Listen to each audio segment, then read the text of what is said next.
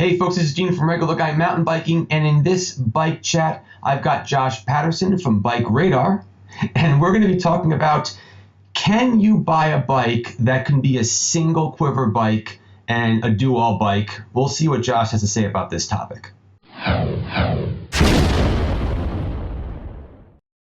Hey folks, this is Gene from Regular Guy Mountain Biking, and once again, here we are on the Bike Chat Show, and we've got Josh Patterson with us.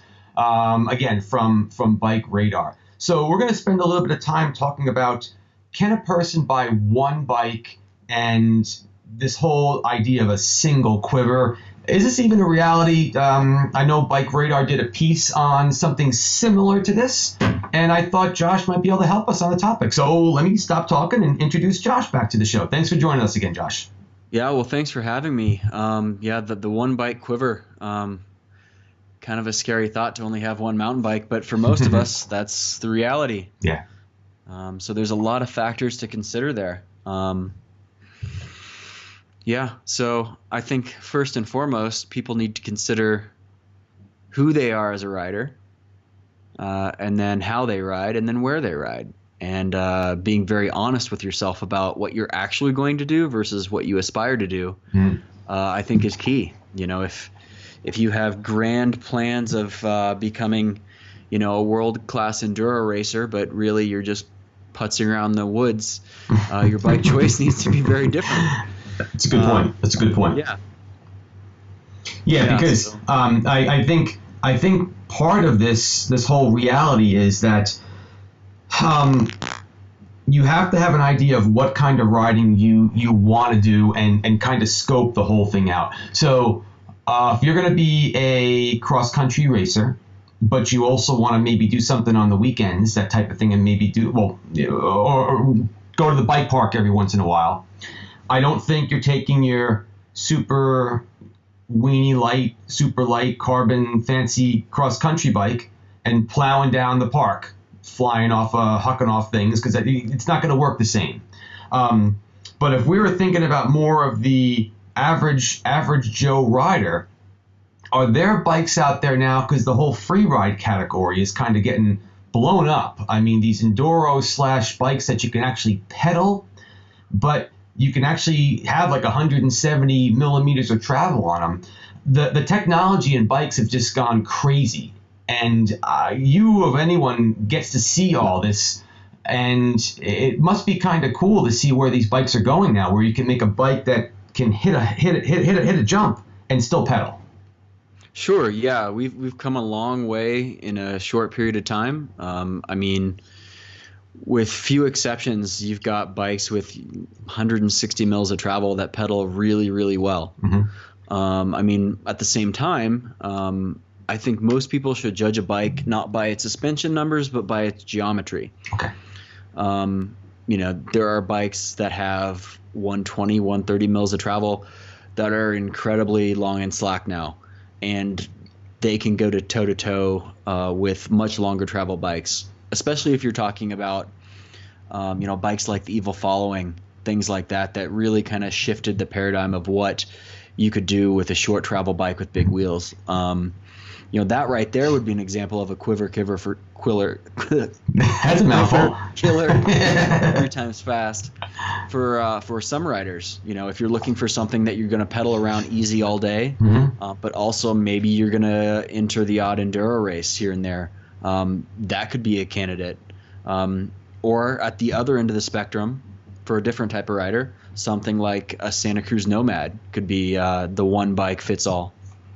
So now you said something that might be kind of technical to some of the people that are either listening or watching this, whether you're watching this on our YouTube channel for Regular Guy Mountain Biking or listening to this on Mountain Bike Radio. You mentioned something about the geometry, and you mentioned some technical terms like long and slack and angle. So can you elaborate on that a little bit more? Because that means someone could go to the bike shop and they don't have to look at a bike and say, well, it doesn't have a whole massive amount of travel, I can't take it to a park. But that kind of contradicts now. I mean, what does that all mean to people? Yeah, so it's not just about categorizing bikes based on suspension travel anymore. because geometry doesn't fit into one category anymore. Like, just because a bike is short travel doesn't mean it's necessarily for cross country. Mm-hmm. You know, you can't just look at those numbers and pigeonhole it. It might have suspension that's short travel, but it might have geometry numbers that puts it more in line with even downhill bikes from 10 years ago. Gotcha. So you're balancing a lot of different factors, which on one hand can be another thing for, you know, the average Joe mountain biker to consider. But at the same time, you can do a whole lot more with a lot less. And a lot of those really capable short travel bikes are going to be lighter, and they're going to be easier to pedal.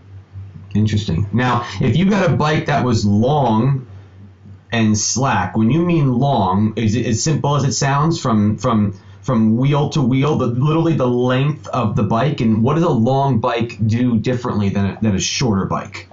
Yeah, so you're talking about the wheelbase, and then you'll divide up the wheelbase to the front center, the distance from the front axle to the bottom bracket, and then the rear center, or the chainstay length, distance from the bottom bracket to the rear wheel. And, you know, some people prefer really short chainstays, some people prefer longer chainstays, and that'll all affect the weight distribution. But yeah, a longer wheelbase will create a bike that's more stable at speed, a little more carvy handling. And that's what we're seeing. That's a trend we're seeing now, is just longer and longer bikes. Part of that is increase the reach, so that you're a little more spread out, but also steeper seat tube angles, so your weight's a little more forward. But without going too far in the weeds there, what all of this does is make bikes that are more capable at higher speeds. Gotcha. Which is kind of how the whole sport is going right now. Now, of course, a longer bike, though, a little bit more bike to take around in the woods, right? If you want to do your trail riding and you got a lot of, in the Northeast, we're doing a lot of stuff where it's a lot of trees, a lot of rocks, you kind of got to wiggle in and out of things. You know, bigger bike like that, that's something to take into consideration. You're going to have to move that around your obstacles a little bit more, and it may or may not make play an effect on your riding. So I guess that might be something you got to think about too when you're scoping out the bike, and like you said, how you're going to ride this thing and where you're going to go. Sure, yeah. In addition to like the first thing we talked about for trying to figure out, you know, your one bike quiver is, you know, who you are as a rider. Are you going to race with it? Are you just going to ride with it? If you are going to race with it, are you thinking about cross country, or are you thinking about enduro? Right. From there, it's like, where do you ride every day? Gotcha. You know, are you riding, you know, big mountains of Colorado where I ride, or do you ride really tight, rocky, rooty, you know, East Coast New England type trails? You know, that could lead you in two very different directions. True. So, and I think what a lot of people do is they pick a bike based on what they have in their head versus where they ride every day. And I think you will always be happier picking the bike for the trails you ride every day. Yeah, that makes a lot of sense. In fact, I've got a video coming out pretty soon on how to pick your first mountain bike. And a lot of what I did with Jason from Sussex Bike Shop, we recorded this together. It's a pretty good video. It should be coming out pretty soon. And like you said, we recorded it based on where are you riding, and we kind of did it off of New Jersey, because a lot of people are asking me, I'm here in New Jersey, I ride here, what kind of bike? I ride there, what kind of bike? And it depends on where you're going to ride. So, you know, you could probably get a bike that would be, in that case, your single quiver type of bike, because you're just riding it in that one area, and maybe you're going to push it a little bit someplace, and you might want to get something with a little bit more suspension here and there. But for the most part, the biggest thing you need to think about is where you're going to go every day, right? Because you don't want to buy a bike because it looks real cool, but it's not the right bike for where you're going to be. And right, yeah. Like right? For example, I wouldn't buy a park bike when I might ride a bike park, you know, half a dozen days a year. Right. You know, I'd pick something shorter travel if I could only have one bike. Yeah. Right. That makes sense. Now, some of these bikes are allowing us to, there are chips in them. You flip the chip. That'll help change the geometry of the bike and lengthen it. And if not more lengthen it, but raise and lower the bottom bracket a bit. Without going too deep into the weeds, but people don't understand what that actually means and does to a bike. if you see a bike with one of these little flip chips, you'll see them. It's actually part of the suspension. What's that going to offer someone? Is that going to help make someone get a bike that could be more, again, single quiver flexible for them? That's one of those things that's been floated around for years and years. Okay. Since one of my first mountain bikes had that. I had a very old Specialized Enduro that had a little thing you could adjust to firm up the shock, which in turn made it steeper, with the idea that it would be better for climbing. And there are still platforms out that by various companies that you either try to raise the bottom bracket up to make the front end higher also, kind of steepen it up a bit, or make it lower and slacker. And I think there's merit to some of those ideas, but there's also a lot to be said for a bike that's just designed really well and can be used in a lot of different applications. It's one of those things you kind of have to try it to see if it works, and then if it will work for you. Gotcha. Those are two different questions to ask. Good point. Good point. Is it a gimmick or does it actually work? And then is that a benefit that you're actually going to use? Gotcha. Now, the other end is not the other end, but really the other point to make is that your 29-inch type bikes, your tire, I'm talking about wheel diameter right now, they also are generally able to allow you to use different wheels. You can ride a 29-inch wheel, or also toss in there a 27.5 plus to get a different feel. So I don't want to turn it into like a Frankenstein bike, but some of these bikes, like, as you mentioned, the chip, see if it's worth it for you. But you toss the chip in there, you toss in changing the wheels. That's all money. Don't get me wrong. I mean, having an extra set of good wheels sitting around is not always the easiest thing for everyone to do, but you could. It's certainly cheaper than buying a second bike. That also is something to think about. You could tweak your bike for where you're going to go, possibly. If you, like you said, you're going to go to the park maybe half a dozen times. You're really going to buy. You can even rent a bike at that point. But basically, the wheels make a big difference, don't they? Absolutely, yeah. You can, and there's a lot of bikes that were introduced in the last couple of years. Like think of the Pivot Switchblade or the original Santa Cruz Hightower, that are convertible between 29-inch wheels and tires or 27.5-inch wheels with high volume tires that are like a 2.8 or even a 3-inch tire. Gotcha. There are certainly pros and cons to each approach, and they'd have very different ride feels. So yeah, different riders definitely prefer different takes on those. I remember asking Santa Cruz when the Hightower came out what their sales split was, and they definitely thought it would be much more like 70% 29 to a very 30% 27.5 plus. It ended up being pretty evenly split. Really?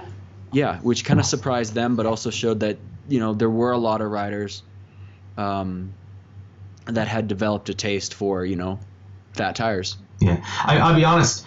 A bike that I'm looking at is the Santa Cruz Tallboy, very much more trail oriented bike. The geometry and the suspension all more oriented to just trail, but I like it because you can ride different wheel sets, and I will, if I get that bike, go with the 27 plus. I mean, I want that extra bigger cush type of tire, where it doesn't make it a free ride bike, but it does kind of have a little bit of play in there, and I think that might work out. Anyway, I'm interested in these bigger tires, and apparently a lot of people are as well. Yeah, and that's another way to kind of I don't know, would we even say that's cheating at a quiver bike because you've got different wheels and tires?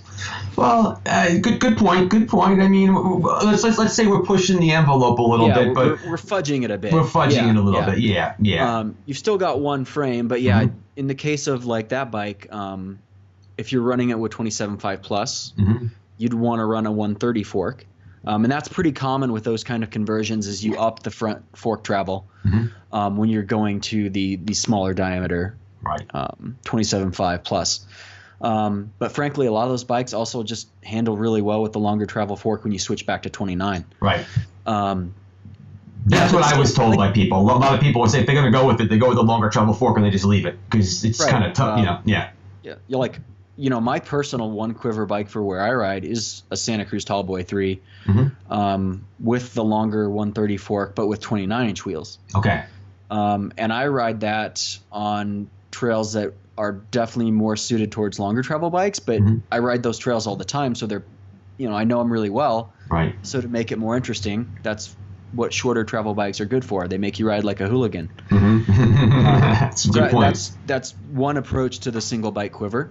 I also use it as a kind of a cross country race bike. It's not really for that, but it works well enough. Gotcha. But if I wasn't coming from kind of a race background, I might look at something longer travel, like say a Santa Cruz Nomad or a Specialized Stump Jump or something like that. Gotcha. That's just a really good, well-rounded bike for a bunch of different terrain. So a lot of companies have them out there. I mean, there's definitely this niche that people are looking for. In fact, Santa Cruz even came out with the Santa Cruz High Tower LT. Isn't it the High Tower that has the LT, the long travel? Is that one? Or I could be wrong. I thought it was the Santa Cruz High Tower. Yeah, the LT came out last year because almost as soon as the original High Tower came out, people started long shocking that bike to get more travel out of it. Gotcha. Yeah. So anyway. But both of those could be also quiver bikes. So. Yeah, because I've got a lot of people that are riding those, and if you look them up, like even when I got my got it right back over there. I've got my my Trek Remedy 8, and when that came out, came out as a free ridey pushing it trail bike, like not your regular just rails. It was more of a aggressive bike, but then a lot of people were picking it up for enduro, saying, "Whoa, hold on, a couple tweaks, and this bike's killing it for enduro." And then you went back to the Trek website, and all of a sudden it was remarketed as, this bike plus also a really good enduro bike, because it actually ended up being pretty decent for that. And they're right. I was taking this bike to way on to State Park for my cross country riding, and then I was tweaking it to take it over to Mountain Creek to ride the park, and you could make it happen, you definitely could. Yeah. Yeah, and I think what you said there, like when you mentioned tweaking, that's a lot of what goes on here, I think, is like, if you've got a dedicated cross-country bike and a dedicated enduro bike, it's easy to just hop on one or the other and go. But when you're using one bike for, all your uses, I think you need to be prepared to do a little more tweaking, to get the most out of it. And that might be just as easy as swapping out tires. If you're going to do some just cross-country racing, some lighter tires, if you're going to do some enduro days or park days, something that has a reinforced casing, things like that I think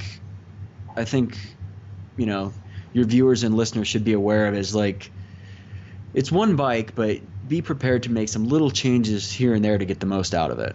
Yeah, and I think a big takeaway here is going to have to be the fact that you kind of have to figure out what you're going to do with this bike and what kind of riding you're going to do, because if you're looking to do rails to trails, or you're looking to go down to in southern Jersey, anywhere, places like Allaire and 6 Mile, they're not really very rocky or aggressive. They're more rolly.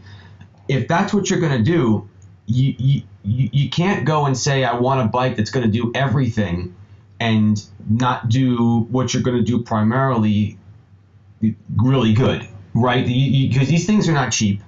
So I think when we say single quiver, I think you have to figure out what you actually need in that quiver in the first place. What are you really going to do?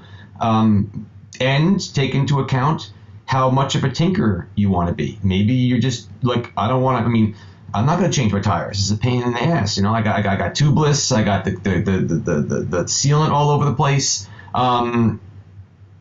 Do you buy a new bike for that? That's quite an excuse to go talk to your wife about. Look, honey, oh my God, I got sealant all over the garage. I got to buy a new bike, But you can give it a try, right? Yeah, it's worth a try. Probably won't fly, but probably not. Yeah, you need to be honest with yourself about what you're actually going to do. Right. Like if you're not a racer at all, it makes it a lot easier. Right. If you're not worried about shaving, seconds off a clock and being the most efficient bike out there, it makes it a lot easier. The bulk of the market are bikes that have 130 to 150 mils of travel. Gotcha. And those bikes do pretty much everything really well. Gotcha. Not great, but really well. And for most riders, that's what they're looking for. Right. Yeah, I agree. So if you're thinking of a single quiver bike, you're probably the kind of rider that likes to do some cross country, but also likes to hit the rock gardens or likes to hit a few jumps, maybe occasionally go to the bike park, and they don't want to drop the money to rent some bike that's been sitting there. You'd rather ride your own. And I think your skill level has a bit to play with your ability to use one bike for everything, because like you said, some of the trails you ride, you're able to handle. You've been doing it for a long time. You're comfortable on them. Though your bike might not be ideal for that terrain, it's ideal for you on that terrain because you're fine with it. But I'm not sure if you can mention some bikes, but if we were going to think about that category, I don't know. I mean, Pink Bike looks at a lot of different bikes, so I think we could be pretty, not specific on any, you can talk about lots of brands, If you were that kind of guy, are there some bikes you could tell people to look at that would just be worth looking into?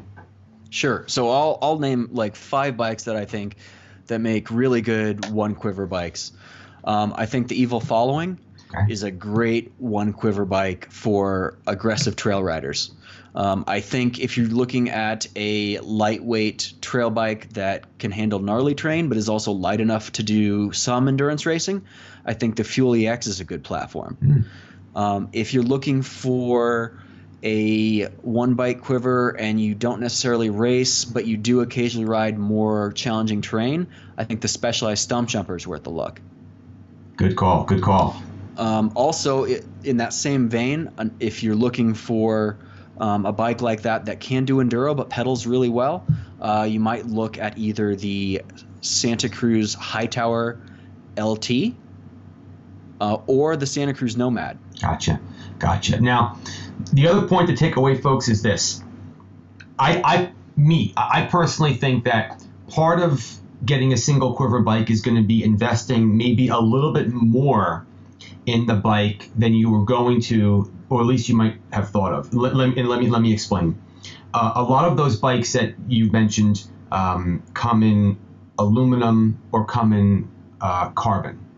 So where I'm going with this is, if you want to take this bike that's maybe designed to be a little bit more burly and handle some more of the park stuff, but you're going to do a lot of cross country too, you might have to invest in a bike that's carbon to take a little bit of the weight off, just to make it a little bit easier. I'm not saying you have to, but if you're looking for one bike to do everything, a lighter bike is going to be easier to go up a hill or do something with than a heavier bike. That's just the way it is, And if you're going to go with one bike, that one bike may be a little bit more of an investment than you were expecting, but you might get closer to that single quiver.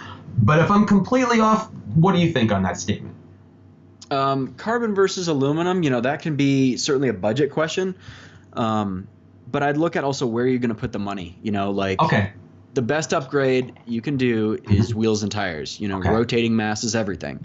So, if you have a bike now that is kind of your one quiver and you want to make it better, start with the rolling stock, high quality tires and lighter, either, and it can be aluminum, it can be carbon. Okay. It depends on your budget. But shedding weight there is a great place to start. Now, as far as like if you're buying the bike outright, if it's your one bike, I would advise you to pony up for the nicer model. A lot of that comes down to better brakes, better drivetrain. Right. Yeah. I mean, I'll tell you that Remedy, the brakes that were on it, they were simply not stopping me at the park. I mean, I'm going down and there was no modulation. All there was a hell of a lot of praying. That was it. I mean, I'm like, I am not stopping. I changed the brakes. I put on some SRAM guides, and I stopped. I had modulation. So your single quiver bike might not be able to stay stock either. Okay, and you have to live with that. But I think any bike you buy, well, that's half the fun. buying new upgrades and stuff. I mean, I don't see that as a bad thing. I see that as customizing it and making it your own. So you can get a bike, and again, maybe getting it closer to that single quiver bike by doing some upgrades that make it more your own and move it closer into that category of I can do a lot of different things with it. So that's fun stuff. I like doing that stuff. It costs money, but you're making it your own. Yeah. Yeah, there's, and some of that is also like we talked about, think of where you ride all the time, 800 mil bars work really good out in, the Western US. They don't always fit through all the trees on the East Coast. You're right. So yeah, those are all little things like that. It's same with tire choice. Your tire choice is going to be different. So that's all part of just refining your one quiver bike. Yeah, I'm laughing so much about the bars because instantly in my head I'm picturing some of the trails we ride, and I can see the bark missing on some of the trees because exactly what they got these bars, and you can't get them through. And yeah, I mean, so folks, take a lot of that into account. This is an investment. You really should sit down and think about what you're doing with the bike, and think about the components. Think about this bike, because you could possibly get a single quiver bike. You could, based on your needs and what you want. Or you can totally not, based on your needs. It depends on what you want to do. I know it's not a very, I don't know if we answered the question or not here, but I think, quite honestly, I don't think it's a black and white question. I think it's a possible you can do it, depending on what you want. I've got a bunch of bikes sitting behind me, and there's one for each thing I want to do with it, and I don't think I'd want to change that. But that's me, right? I mean, I'm sure you've got a couple bikes sitting around the house, right? A couple, yeah. About 22. Yeah, there you go.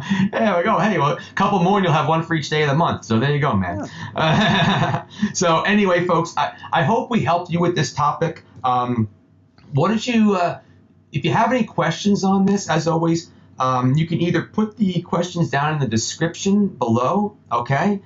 You can always email me. All my notes and everything are in the description of these videos and podcasts, so you can get a hold of us. Josh has always been great to bounce questions off of. Whenever I've had some questions from you, I'll email Josh, and he'll be able to get back to us and help us. He's a busy guy, but he's always kind enough to make a little bit of time for us, which was awesome. I really enjoy doing these, Josh, and you keep returning my email, so hopefully that means that you're having some fun too. So I appreciate your time. Absolutely, it's a lot of fun. Cool. Oh, folks, again, Josh, thanks so much. Single quiver bike, thanks for all the tips. This is pretty cool. As always, folks, keep the party on the pedals. If you like this video and podcast, give it a thumbs up, all right? Subscribe to our channels, and maybe share this with your friends, and certainly give us some comments down below. That's going to do it for this one. Josh, thanks so much for your time. All right, thanks for having me. Bye-bye.